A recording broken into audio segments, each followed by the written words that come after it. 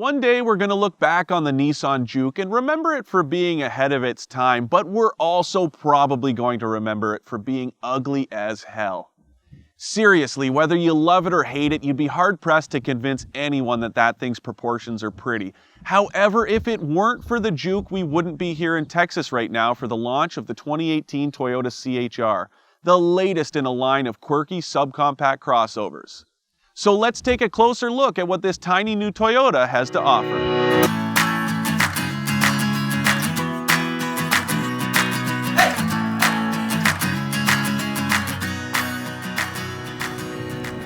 You know, considering Toyota pretty much pioneered the compact crossover segment back in the mid-90s with the RAV4, it's kind of surprising it took them so long to build something smaller. It's even more surprising considering how long rivals like the Nissan Juke and Honda HR-V have been on the market. And speaking of the Juke, that thing was pretty much a punching bag for this segment and paved the way for weird-looking vehicles like this new CHR. Now, I'll admit I was a little taken aback by the look when I first saw it, but it's definitely grown on me.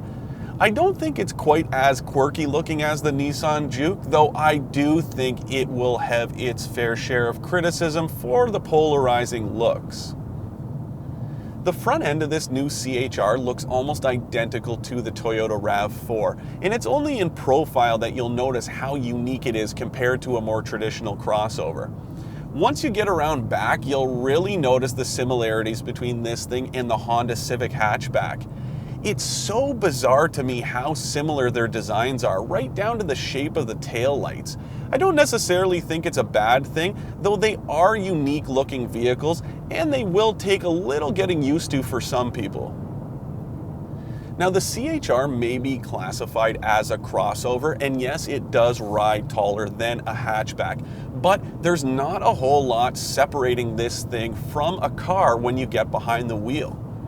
It rides on a version of the architecture that underpins the Toyota Prius, which means plenty of torsional rigidity thanks to the extensive use of high-strength steel and a low center of gravity. The wheels have also been pushed about as close to the corners as you could possibly have them to make it nice and nimble and agile. When it comes to the suspension setup, the CHR features McPherson struts up front and double wishbones around back, but more importantly is it features Sachs dampers at all four corners. What that does is give it a really aggressive and sporty drive, but it also means tremendous on-road comfort. I've been really impressed with how this thing has handled the roads out here in Texas. The only thing that's left me a little underwhelmed is when it comes to the engine. It's got a 2-liter 4-cylinder under the hood that makes 144 horsepower and 139 pound-feet of torque. Now that's on par with segment leaders like the Honda HR-V, but considering just how sporty the drive is, I really would have liked to see a torquey turbocharged engine powering this thing. It really would have just given it the kick it needs to match the handling and driving dynamics that have been impressive otherwise. Sending what power the CHR does have on tap to the wheels is a continuously variable automatic transmission. Now, I'm not the biggest fan of CVTs, but this one isn't so bad. Yeah, it does suffer from some of the rubber banding common to these transmissions, but this one does a pretty impressive job of offering linear acceleration and doesn't really feel like a CVT. Now, the interesting thing about the CHR's drivetrain is that it's only available in a front-wheel drive layout. Now, personally, I don't think it's such a big deal that all-wheel drive isn't available in this thing, but I think some people will. It's also ironic that the same automakers that have been telling us for years that all-wheel drive is the ultimate in grip and control are now saying, no, front-wheel drive is fine. It is fine, it's just going to be tough to sell people on a crossover that doesn't put power to all four wheels. Considering the CHR is only available with front-wheel drive, its fuel economy isn't great. It's rated at a combined 29 mpg, which is actually closer to an all-wheel drive version of the Honda HR-V. I don't think it's horrible to get 29 mpg in a crossover, but considering the HR-V is rated at 35 mpg on the highway in front-wheel drive, this thing at 31 miles per gallon isn't great. When it comes to the passenger compartment, the CHR really makes the most of its space. When I showed up for this drive event, I was expecting something like the Juke, and I was pleasantly surprised with how much room there is in here, especially in the second row. Even with the driver's seat in position for me to drive, there's still plenty of room in the second row for somebody my height to sit back there. There's also a surprising amount of headroom, especially in the second row, despite the sloping roof line. I've been really impressed with the cabin of this thing. Back up front, I've been really impressed with the layout of the CHR's cabin. Everything falls readily to hand, and it's really easy to find the climate control functions or the infotainment switches. It's all part of the me-first approach that Toyota's designers took with the CHR's cabin that prioritized the driver. And when you think about it, it makes a lot of sense. I mean, it's a lot easier for somebody in the passenger seat to look down to find the climate control switches or their heated seat function, as opposed to somebody in the driver's seat who should be paying attention to the road ahead. When it comes to infotainment, the CHR does leave a little bit to be desired. There's no satellite radio, which I find pretty bizarre, and it's even more weird considering this thing doesn't have a CD player. There's also no Apple CarPlay or Android Auto compatibility, but I wouldn't be surprised if that changes for the next model year. The CHR also isn't available with a sunroof or leather seats, but keep in mind this thing was initially developed to be a Scion model, which was more bare bones than its Toyota counterpart.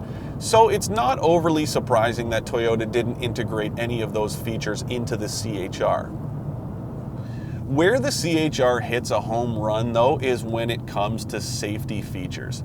Yeah, it's got a backup camera, which has become pretty much industry standard these days. But when it comes to the CHR, it's got a whole suite of active safety features that aren't available on some luxury vehicles. It's got things like autonomous emergency braking with pedestrian detection and adaptive cruise control, all as standard equipment. It's all part of Toyota's promise to make its Toyota Safety Sense suite standard on all its vehicles, and it's delivering right down to this subcompact crossover segment. There are only two trims available on the CHR, the XLE and the XLE Premium. The Premium model adds features like fog lights and heated front seats, as well as things like blind spot monitoring, but really there's not a whole lot to separate the two. There's also only about $2,000 separating the two trims, which makes it a little easier to decide which one to buy. I know it sounds like I've been heaping an awful lot of praise on the CHR, but it has impressed me during our drive here in Texas. So where does it go wrong? It definitely comes up short in the cargo compartment. It's only got 19 cubic feet of space behind the rear seats, which is about 5 liters less than the Honda HR-V. Fold the seats down and that grows to 36 cubic feet, which still isn't great. Now, the one nice thing is the seats do fold completely flat, but it doesn't have the advantage of the magic seats that are available in the HR-V. I just would have liked to see a little bit more cargo room, but then again, that would have cut into second row passenger space, which is a big plus in this thing. Stylistically speaking, this new Toyota CHR is definitely cut from the same cloth as the Nissan Juke. If it's quirky or after, this thing has it in spades. However, it does offer impressive driving dynamics and is as fun to drive as any new hatchback on the market. The only real miss here is the lack of available all-wheel drive, which I think is definitely enough to push some people away. It does offer an impressive bang for your buck though, and has a long list of standard features including adaptive cruise control, all for less than 23 grand.